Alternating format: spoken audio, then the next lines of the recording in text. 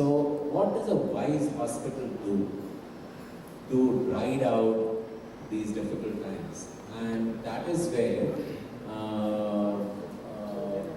this panel will try to navigate. Basically falls in three buckets. The first bucket, most hospitals today are running out of patients. We mount big marketing campaigns. We spend a lot of money on them, and many a time we are very proud of it. Yeah, I've got such a big marketing team, and this is my marketing budget, right? But we every day in and day out, we forget to engage with our existing patients. We forget to even realize that a returning patient comes free of cost. A returning patient actually is likely to give you 5 times more revenue than a new patient, right?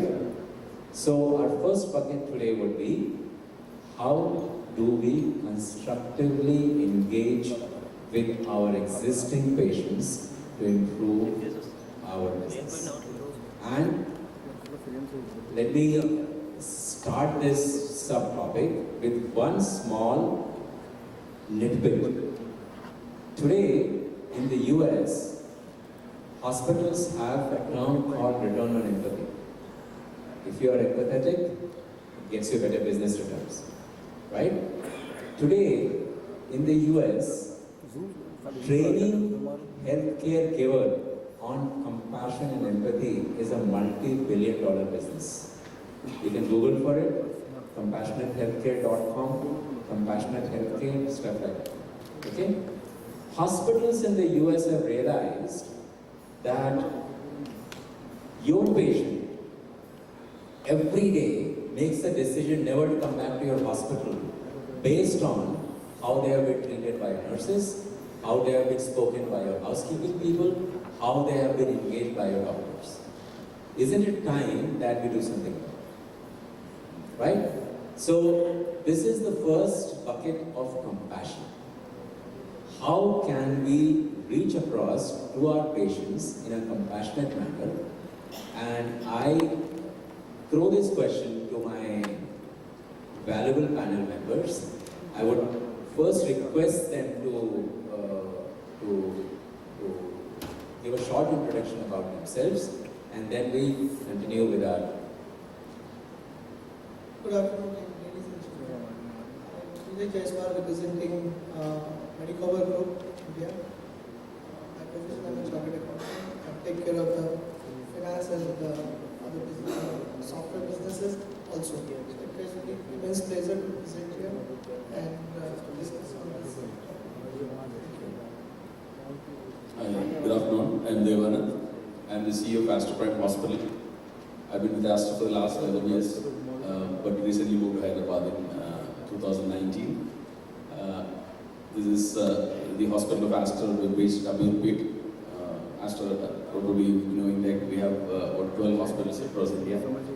Probably this is the smallest unit that we have in Hyderabad. So more will come during the discussions. And very interesting topic that Malik has been provoking. I think it's requires more deliberations, which I think the esteemed panel will give more insights. Thank you.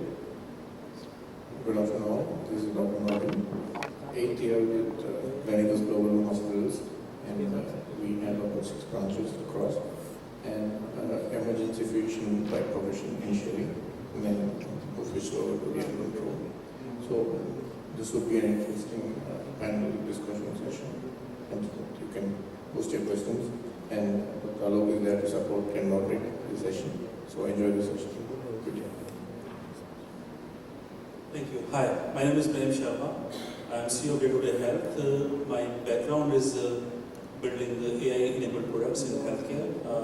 I led the team which created world's first AI nurse, world's first AI doctor. We implemented digital healthcare for the entire country of Rwanda, entire country of Saudi. So a lot of work on how you can digitally transform healthcare using smart technologies. Good afternoon, everyone. I'm Dr. Naresh from KIMS Group of Hospitals. Been with KIMS for 2 years now. Started off as a clinician. Got trained in informatics. Back to technology company. Worked for some technology companies and back to hospital. And thank you for the people to call me for the panel. Thank you. So yeah, we're done with that. So let's share the wisdom of this group in how we can reach out, engage to patients, and regain. So, any ideas of Basically, engaging a patient, what we feel that human part is very much. So we have to build the human, where the technology plays an important role, and we miss it out. So if we have a platform where we can engage the patients, the constraint of time, with the kind of things that they are going through when a patient is inside a hospital, and if we have a technology plays an important role, the kind of presentation which we have seen, and that helps us. If we have a very engaged patient and their family members, and they understand about the processes are very mechanical. They don't understand about the processes. What is and they are tensed and on top of it. They have a financial constraint. They have all kind of constraint in their mind when they enter a hospital, and we have to engage them immensely, not only in the hospital but in the treatment, the post-discharge processes. Even when we engage them for their follow-up visit, they miss it. They miss if there is a technology where we can send them an alert, which is in their interest, which again relates to a criticalness further. So technology comes as a very good part. We are fortunate that we are treating a patient in a technological era, which was not possible. Say, even the medical profession is quite an old profession. Medical or nursing profession is quite an old. But we are quite fortunate as a healthcare administration. We can leverage the technology. We can take the help of the technology to engage the patient, treat the patient in a better way, and create a hospital infrastructure in our country, which will be like we will be the leader. And when we are talking about the healthcare scenario in India, we are going to surpass China. We will be the leading nation in terms of the population in times to come. So it gives us a more challenge to us to engage the patient, the population, and create a technological platform which will be helpful for this country and to this industry. Thank you, sir. Dr. Devanan, we keep talking about technology, but we all know that technology ultimately can lead to a burnout itself. I mean, we all know, we all are aware about notification fatigue and stuff, but isn't it more important? Of course, technology is important, but isn't it more important for a kind human voice and just that kindness and compassion from top to the bottom of the hospital, which gets across to the patient, and then the patient says, okay, this is the only place I'm going to come back. Very well said, Dr. Malik. I just remember a video, most of us would have seen a video by Cleveland Clinic, which clearly portrayed this emotional connect with the patient. The video ended by saying that it actually portrayed the emotions of different people who approach a hospital or a healthcare provider. At the end, the video ends with a note saying that, if you know what's in their mind, would you treat them differently? So that's how it ends, and the Cleveland logo comes in. So, even though the technology has advanced so much, there are things like context, hidden emotions, intuition, empathy, or implications.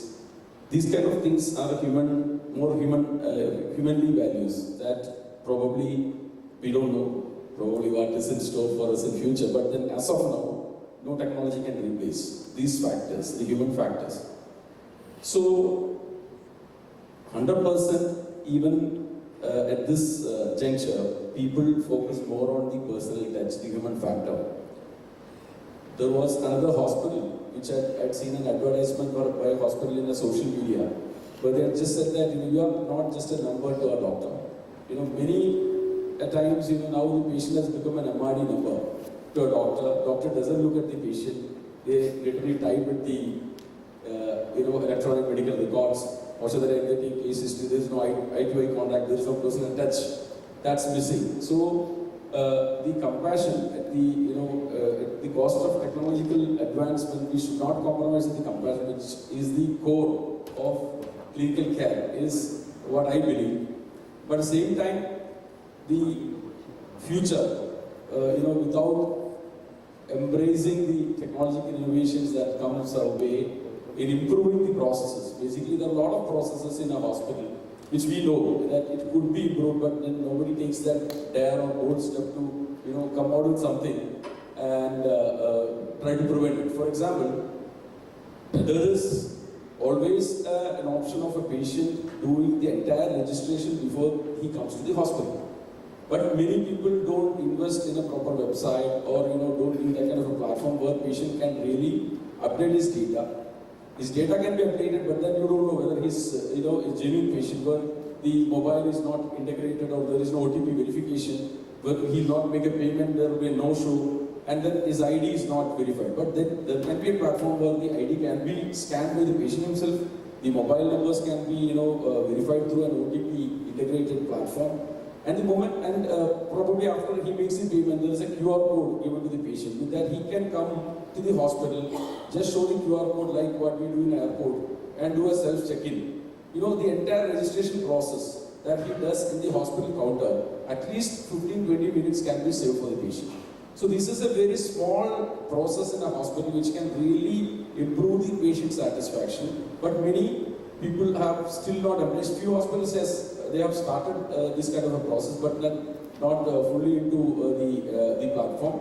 So this is just one process. There's a lot of process. Probably other panel members will talk about it. So I'm really a proponent of the compassionate care, which has the most important value in today's world. But we have to take up the technological positives also. Thank you. And we'll get back to the audience on this. I mean, how many of you, amongst you, have a compassion training program for your caregivers, for your doctors? He had mentioned about, yes, he had mentioned about this lovely video from Cleveland Clinic.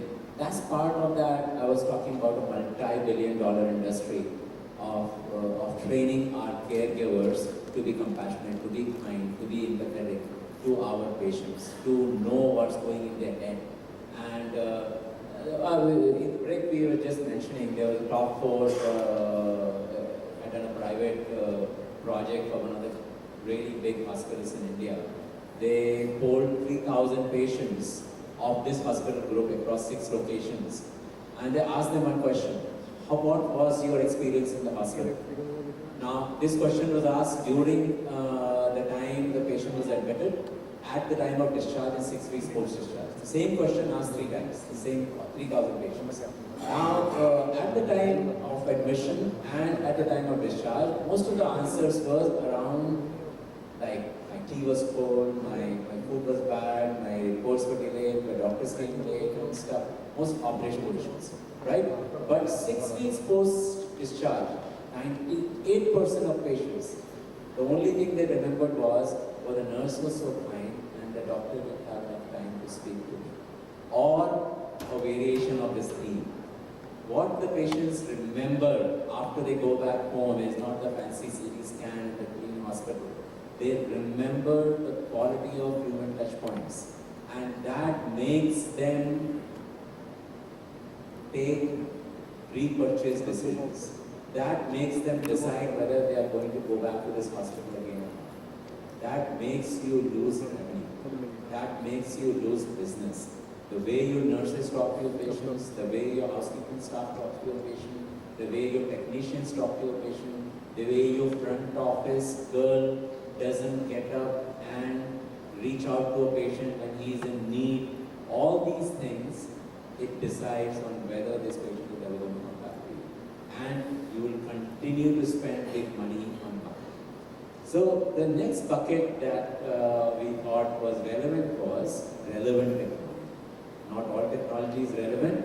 Lots of it is very expensive, but lots of it is extremely relevant. We have seen I mean, in this group, we have seen a lot of relevant and cute uses of technology.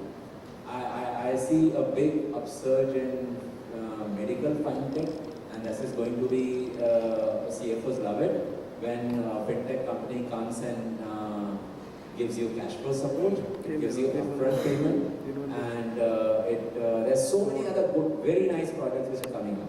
So I will just jump the queue a bit. Dr. Marvin will come back to you. I'm asking Naresh, he is the first physician CIO in the country. A big round of applause to him. And so Naresh, tell me in your experience, a really nice, cute, relevant piece of technology which made life simple for the patient. Well, I was hoping to answer the compassionate part first and then the technology piece.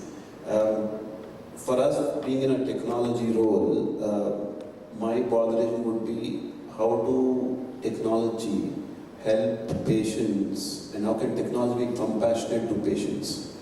So we all talked about the non-technical aspect of human touch, doctors talking well, nurses treating the patients well. It's all the non-technical aspect.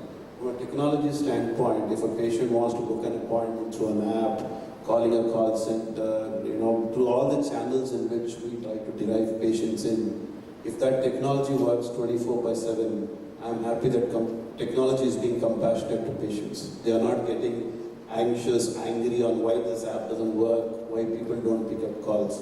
For me, that is compassionate technology. Coming back to the question of what technologies can really help patients as well as the people running hospitals. In my experience, we have looked at a lot of technologies, both technology which is of lower cost, high-end technology and all that. But 2-3 examples which I would want to quote here. One is for a doctor, writing a patient's data into an electronic medical record is a huge challenge. For people running hospitals also, convincing doctors to enter data, if the patient is sitting in front of you, doctor has to talk to the patient, understand his or her problems, then simultaneously feed that data into the system. It's kind of it's not an easy thing to do. So one of the technologies we have recently started adopting in one of our hospitals in Hyderabad is how does the doctor, as soon as the patient comes into the doctor, we are giving him a normal prescription paper in which there's a specialized pen which the doctor uses, and he will write it the same way he used to write before also. Only difference is that that paper has a software code in it. So once the doctor writes it and then gives it to the patient can as well go to the pharmacy, go to the lab, go to radiology, get investigations done and all that. But for a hospital, from a stickiness point of view, that company is able to give us the insights into what the doctor has written, what investigations has the doctor written, what diagnosis has the doctor written, and whether the patient has followed through the same thing or not. That's the kind of insight which that solution is giving us. It's just a normal paper, a specialized pen which is Bluetooth enabled, which connects to the cloud. So whatever the doctor writes with his own handwriting, it digitizes this and gives us that information. So that this data is helping us to reach out to patients better, whether they have got their investigation done or not, if not, why, can we book an appointment for them. So there's a huge CRM piece around it. That was one of the good technologies we are kind of trying to adopt. Second is, Dr. Malik knows about it, for housekeeping. One of the main pain areas what people have seen is for patients is getting a porter on time. If the patient has to be wheeled into a cath lab or a lab or a radiology, or being wheeled into the OP consultations room from the entrance, having porter availability is a major challenge. So we have kind of implemented a small solution wherein a nurse standing in a ward, if he wants to have a porter, there's a mobile app, the normal mobile phone, smartphones has an app on it. So once the nurse says that yes, I need a porter, it goes like a Ola or Uber model. It goes and checks which is the nearest porter available, who's free, who's ready to come in. So it buzzes on this mobile phone. So he gets to know, okay, 4th floor IPD ward I need to go, there's a request from a nurse. So that the porter goes, picks up the patient, finishes the task and says finish. One, it is helping the patient. One, it is helping the nurse. And for the management, we get to know, okay, how much time is it being taken and how much resources do we really need to satisfy such requests. So one or two good technologies we're trying to adopt to streamline operations and bring in that patient satisfaction high level. That was a very extremely relevant piece of technology where simple technology available, we call it Ola Portal, right? Yeah. So, and this is a problem which exists from Hyderabad to New York. Every hospital in the world has a porter problem. You need a porter, you don't get it. And the average wait time for porters, I think, for us was 45 minutes to an hour. It came down to 15 minutes, right? It's amazing. And we reduced it. Dr. Marvin. Yeah. So, any real life examples of technology that you can share with us, which really made life simple for doctors, nurses, and patients?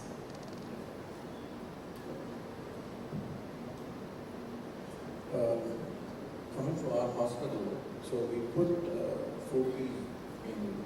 First P is patients. As we talk, patients are the priority.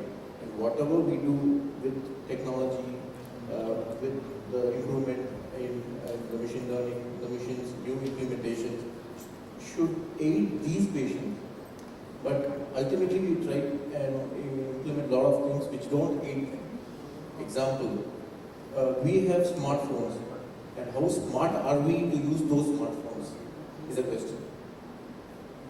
Myself, using the latest phone, example, use only 20% of the smartness of the phone because I'm not smart enough to use the smartness. So that's one point. Point number two. Point number two is physicians. If a physician is dissatisfied and we dissatisfy the physician by putting him into a lot of technology, and he henceforth goes to a clinic, has his own patients and sees and comes out from the technology as well. The other counterpart, right? And third is people. How are we connecting to the people through the technology? Are we connected enough? Say for example, we receive a lot of patients from the districts. Will the technology connect to them? That's again another question. And fourth comes our processes. We implement technologies, but our HIS doesn't talk to the technologies, and process doesn't flow into it. Say for example, a discharge stat would be more for say a PSU patients and lesser in cash patients. Can we map that equally so that each patient falls into different buckets? Cash patient can have discharge very quick, but a corporate or insurance will take 2 hours to 3 hours to get the discharge. So no. Likes to stay in hospital more. So these are the places which needs to be tuned enough to have technology help him. So this is my point on this. And coming back to the patients, if the patient stays a long waiting time, has a long waiting time in the queue, then it shows ultimately dissatisfaction in the entrance itself.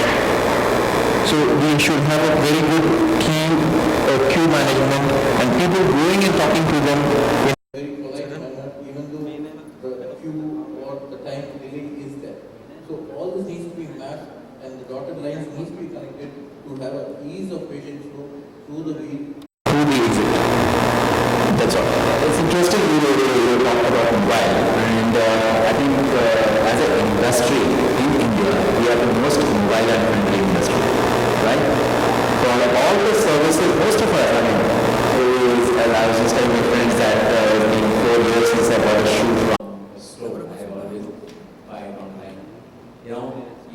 Everything you consume online through your mobile. Most of the services you're consuming, but then to see a doctor, you go stand in a queue, you pay, and then you stand in a queue again, and then you stand in a queue again to get your reports. This is so pathetic. Everything is available today.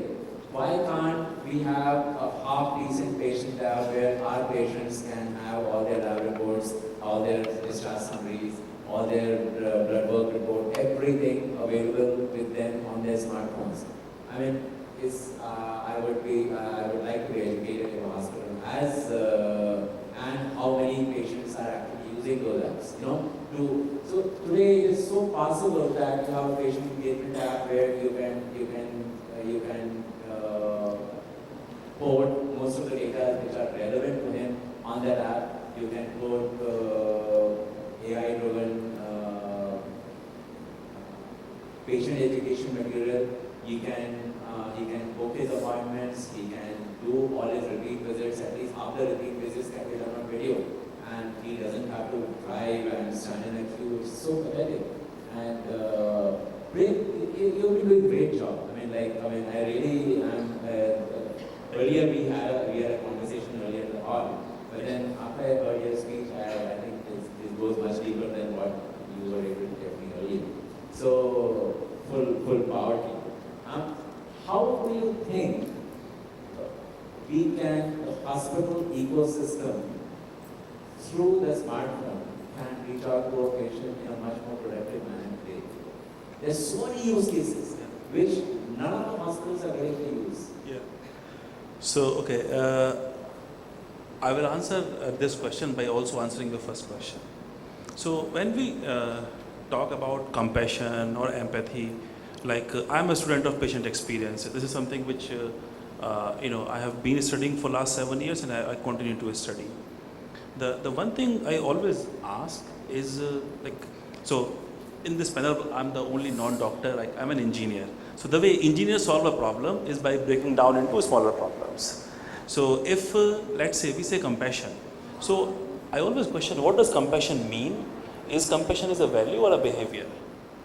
Because if compassion is a value, then what is the behavior I have to show for compassion to work? And then how systematically we can show that behavior? Because one thing I feel personally being an outsider, the reason I call myself outsider is because I challenge everything in healthcare. I always question why we are doing something like this.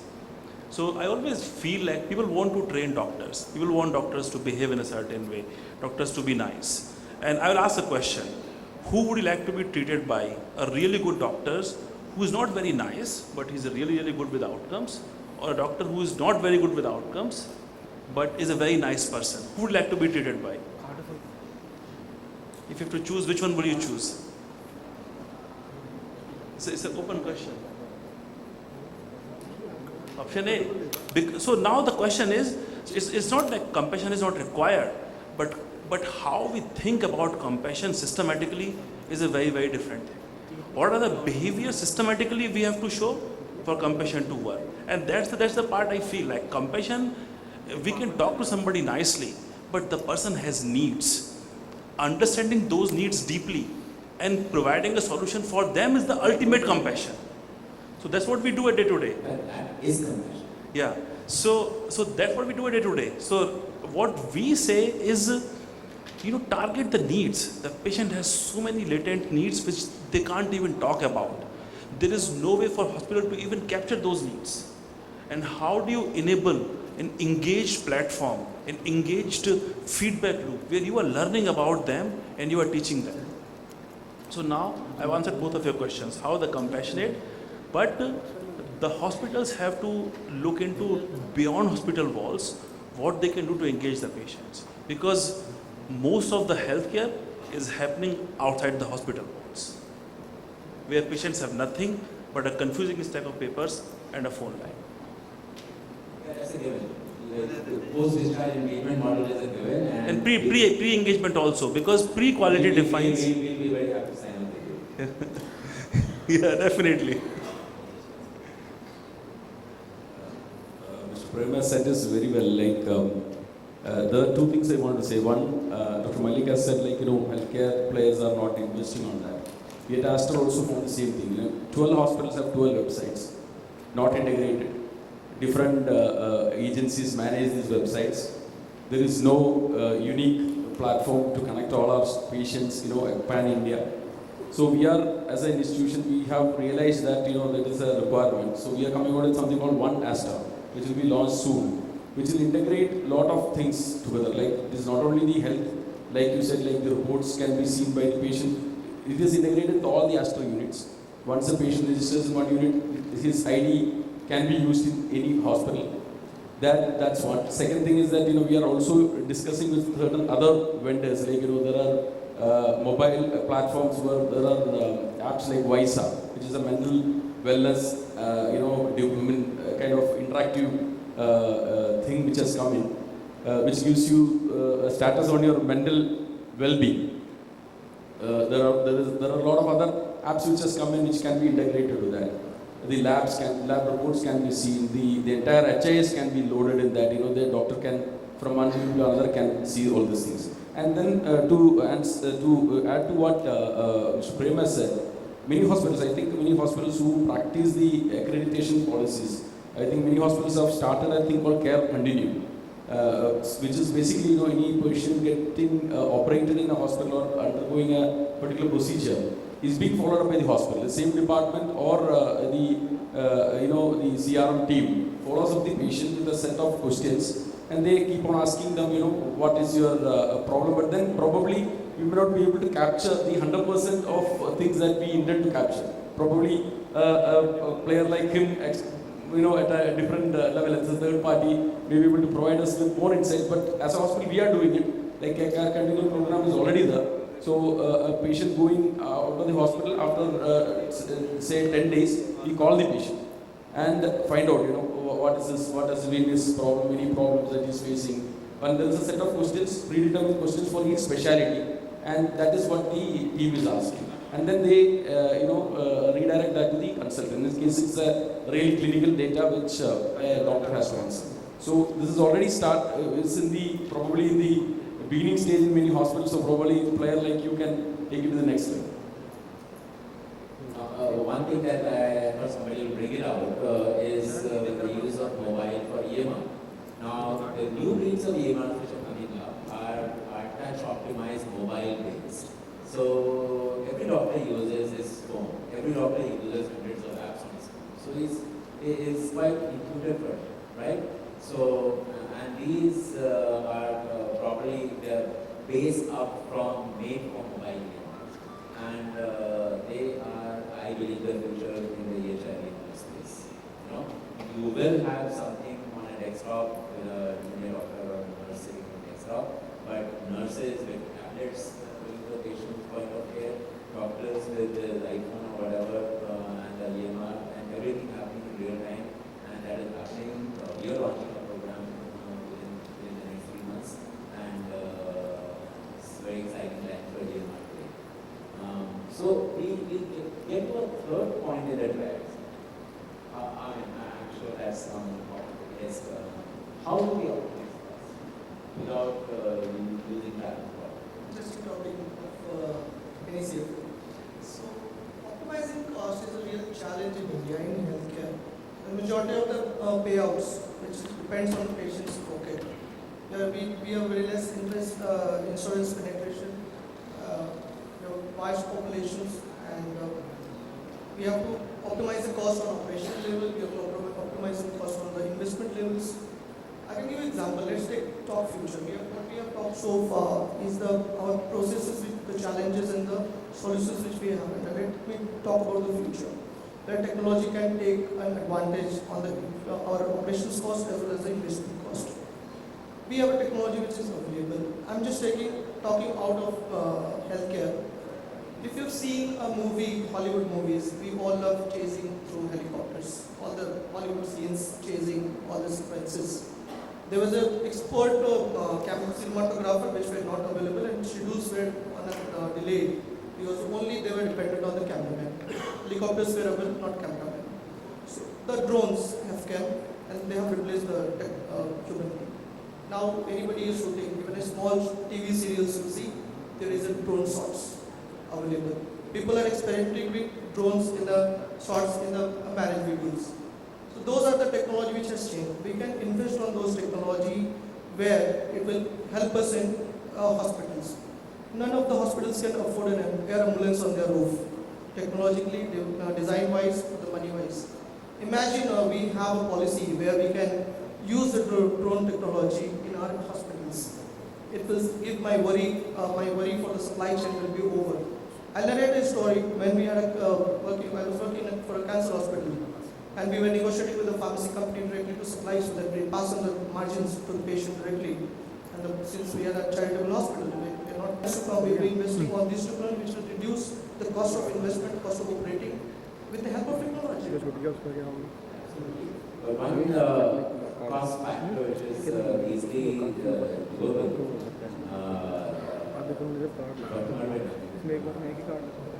You have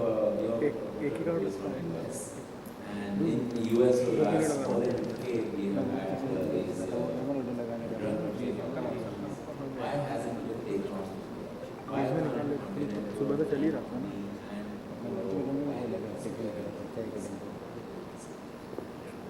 It's a valuable point.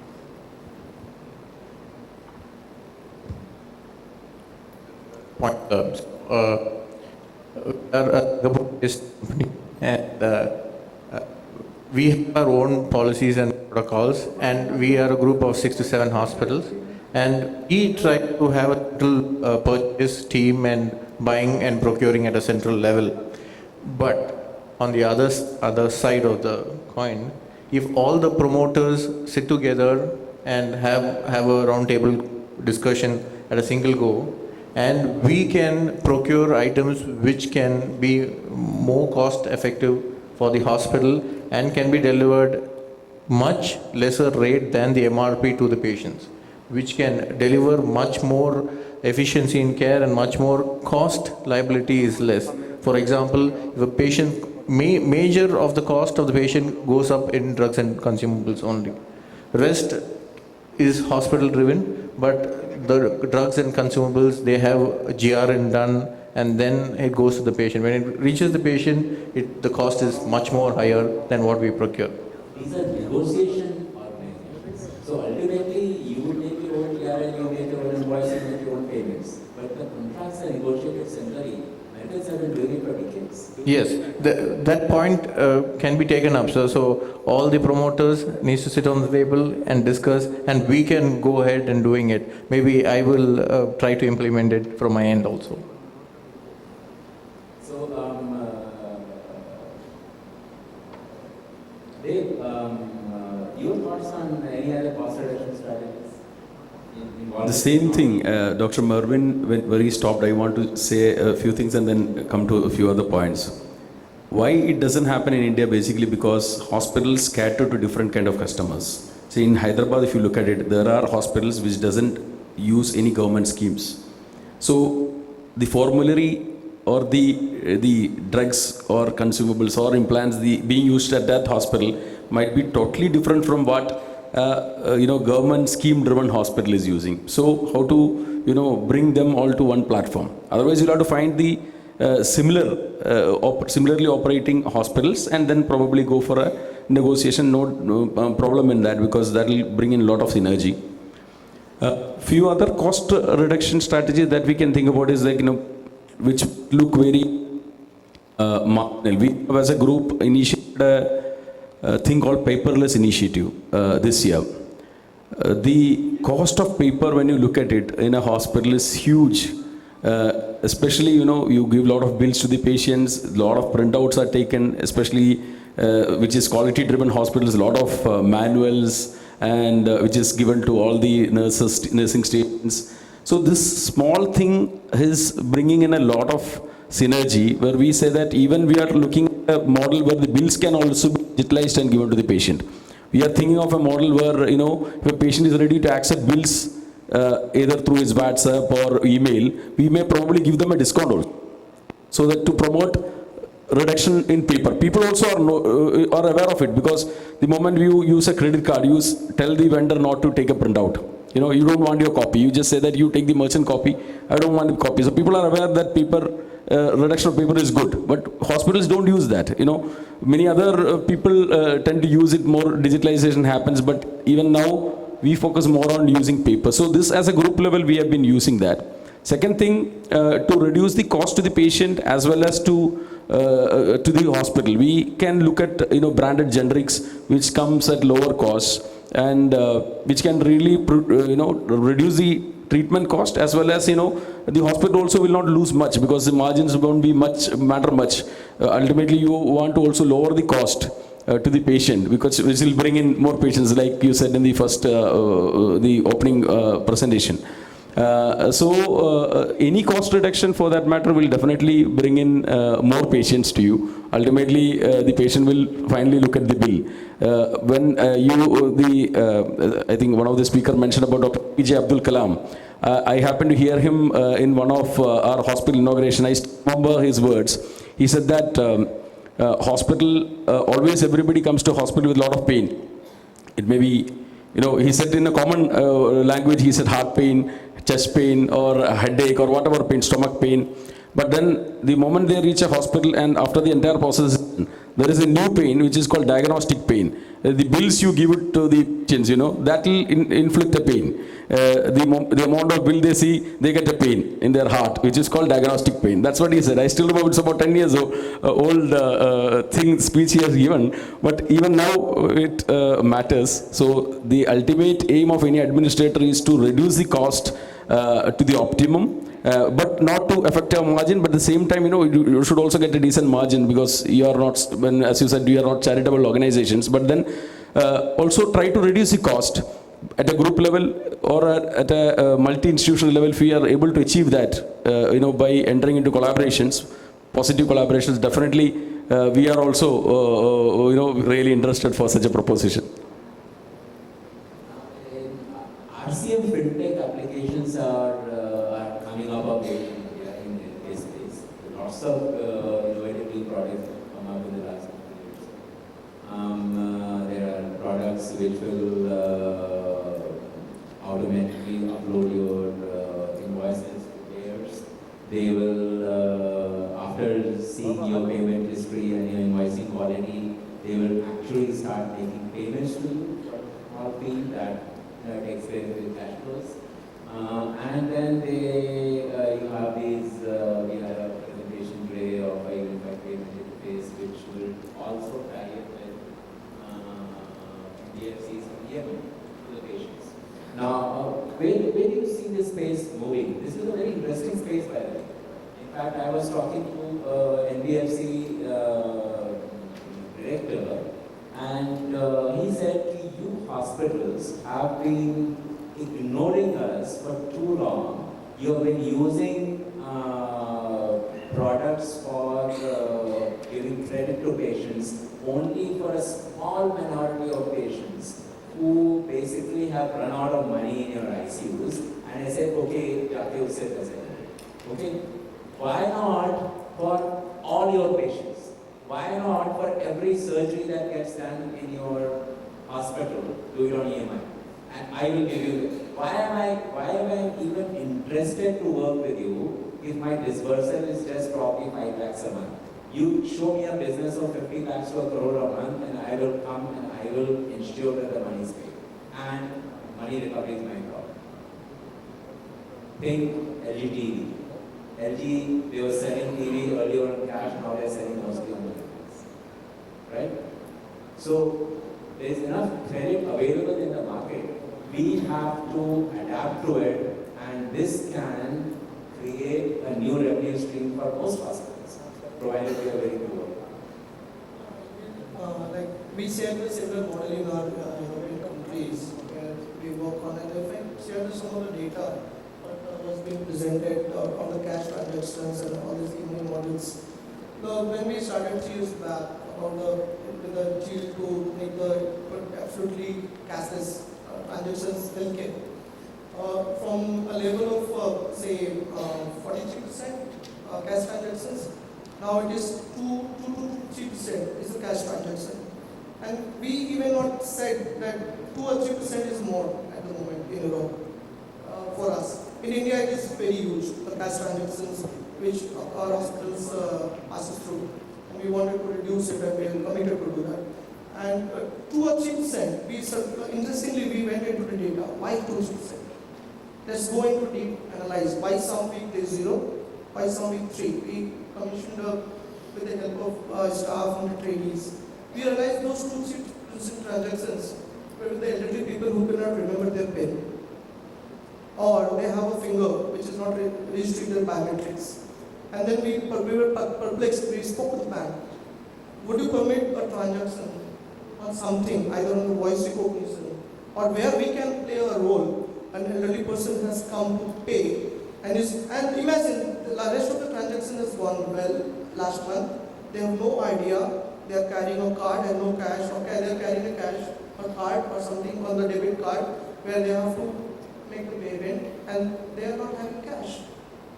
So even if we went into the electronic transactions levels where which have failed, cash was a transaction which reduced. Even we have not stopped on the cash level transaction. The failed transaction on the digital platform. What is the root cause? Why 2-3% of the root cause? And how we can address it?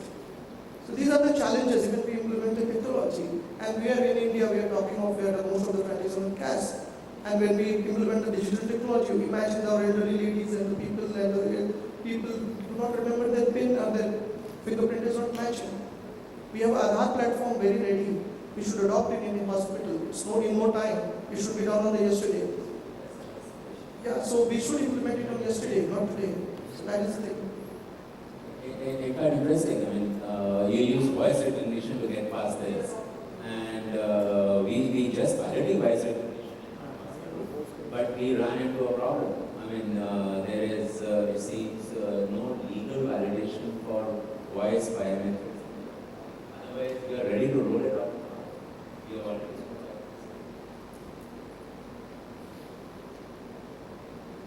So,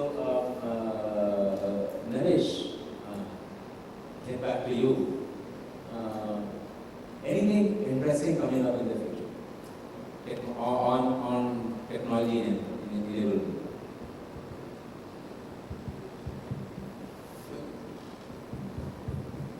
So from a technology standpoint, there's so much of technology being developed, marketed in the industry. But what I would think is, just because it's again a conundrum of solutions looking for problems, problems looking for solutions. So which technology to adopt for which problem is a very thought-laden decision to be taken. Just because technology is available in the market, it's applying for X price, might as well pick it up and then search for problems, where do we implement such technology, or the vice versa.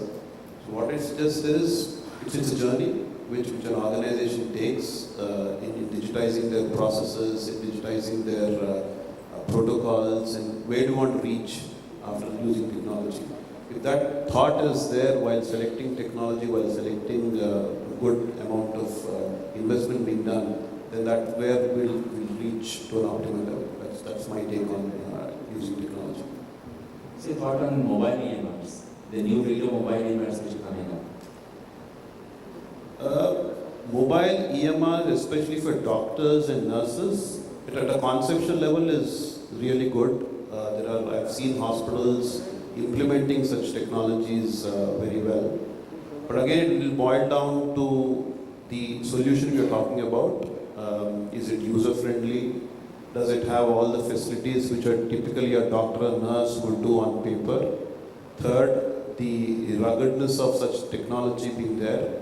Imagine we investing an iPad of 20,000-30,000 and loading a mobile EMR on it, and nurse just drops it for not wantonly, but whatever reason, it just drops and it breaks, right? Then again, I have to go back to my CFO saying, oh, sir, 3 iPads have broken, so we have to buy another 3 more, right?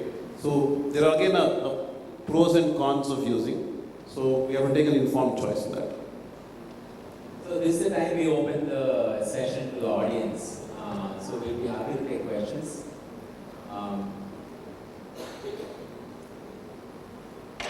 Yes, ma'am.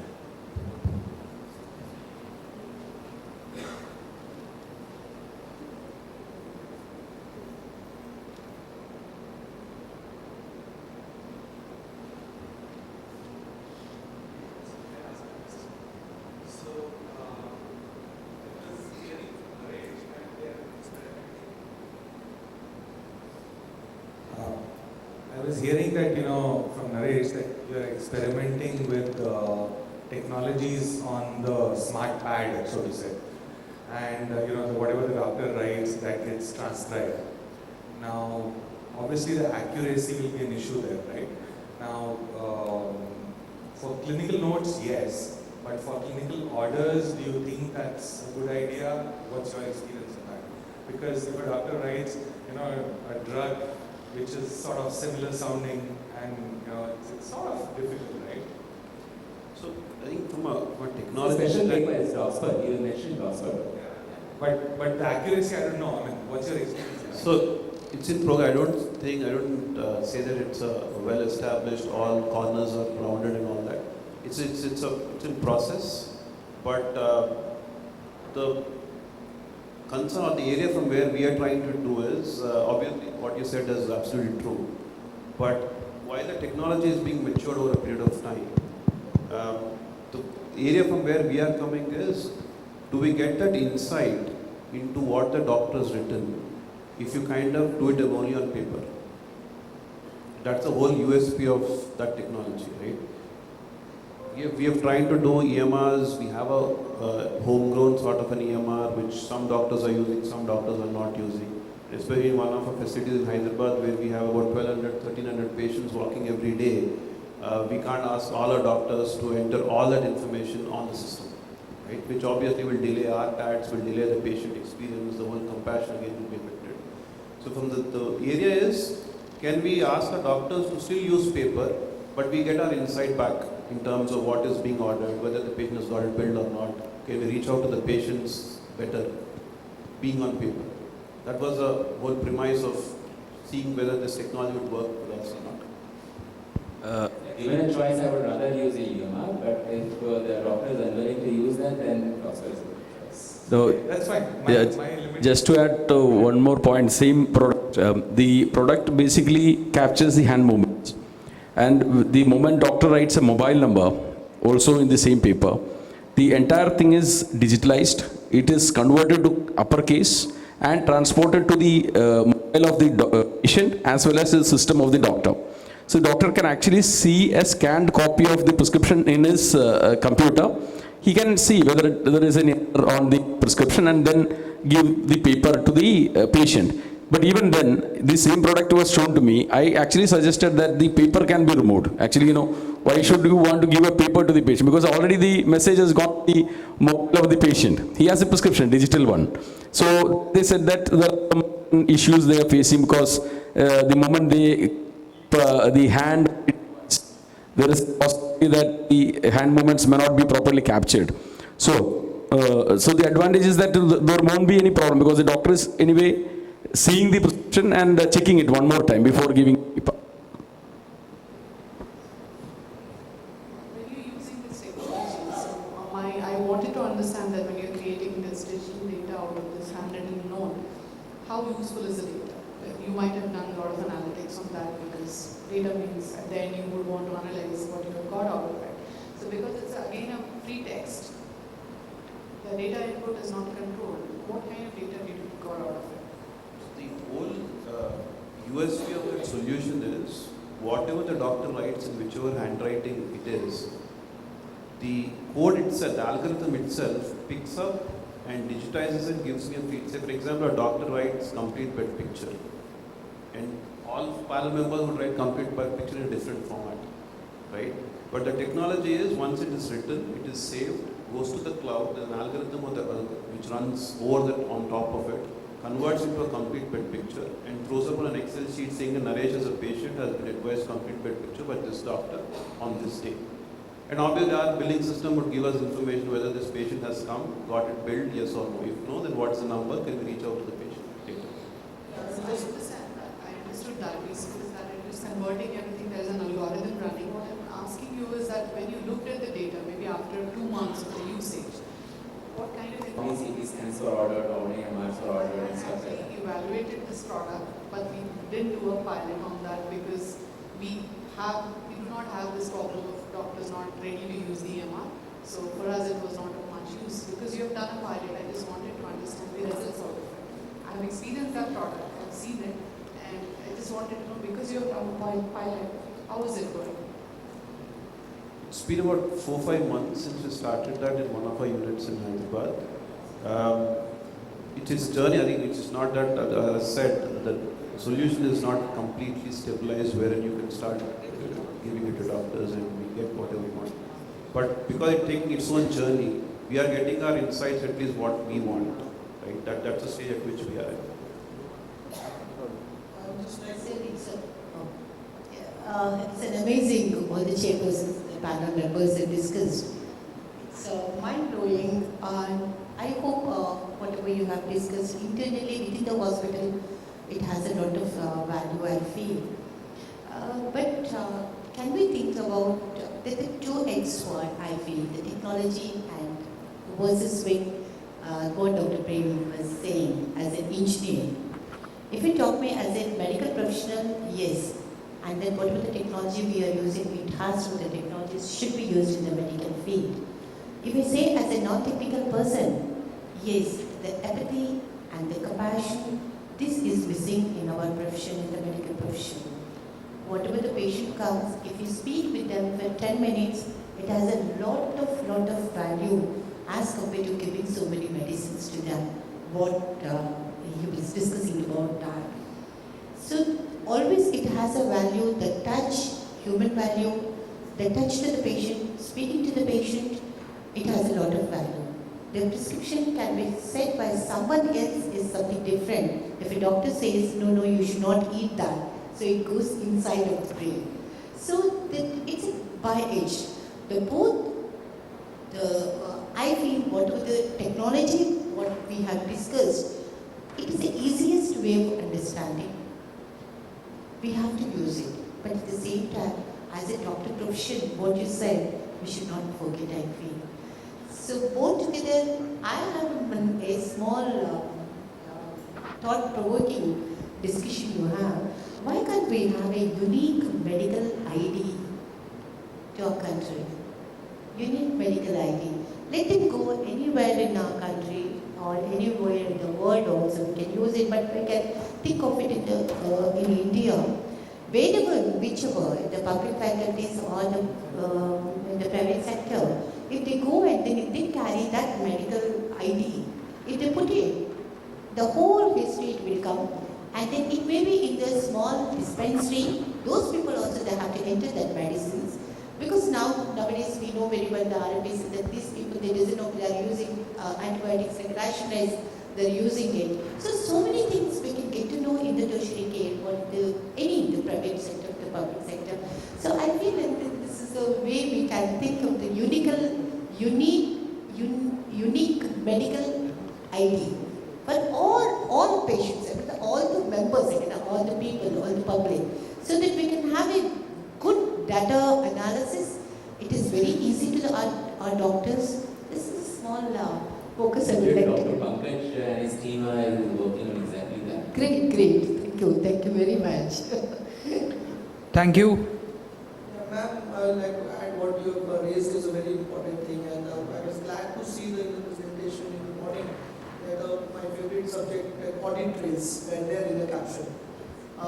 What you said, I can elaborate that. If we have that technology available and unique ID, and we have enough audit trails, we as an auditor can fix the problem of the healthcare.